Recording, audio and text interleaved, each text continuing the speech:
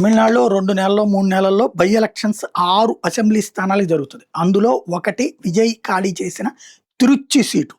దాంతో పాటుగా అన్నాడీఎంకేకి మరొక ఎమ్మెల్యే రాజీనామా చేశారు. మరో షాక్ తగిలింది.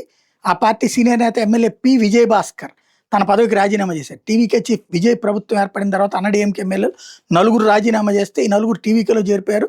వాళ్ళతో పాటుగా మాజీ మంత్రులు, ముఖ్య నేతలు చాలామంది ఇప్పటికే విజయ్ పార్టీలో చేరిపోతున్నారు. ఎందుకంటే ఇక భవిష్యత్తు కూడా లేదని డిసైడ్ అయిపోయారు వాళ్ళందరూ కూడా. వాళ్ళందరినీ బీజేపీలో చేర్చుకోవచ్చు, కానీ బీజేపీకి వర్కౌట్ కావట్లేదు అన్నమలై అవతలకి వెళ్ళిపోవడం వల్ల. అందులో మొన్న ఓడిపోయినటువంటి నేపథ్యంలో ఈ పరిస్థితుల్లో సీఎం విజయ్ విశ్వాస పరీక్ష సమయంలో తిరుగుబాటు ఎమ్మెల్యేలకు నేతృత్వం వహించిన వాళ్ళలో కీలకంగా ఉన్న మాజీ మంత్రి, పుదుకోట జిల్లా విరాశమలై నుంచి 4 సార్లు వరుస గెలిచిన విజయభాస్కర్ మంగళవారం తన పదవికి రాజీనామా చేశారు. చెన్నైలో స్పీకర్ జేసీడీ ప్రభాకర్కి నేరుగా రాజీనామా లేఖ సమర్పించారు. విజయభాస్కర్ రాజీనామాను ఆమోదించేసినట్టు వెంటనే స్పీకర్ చెప్పేశారు. కాబట్టి టోటల్గా 6 ఉప ఎన్నికలు జరుగుతాయి.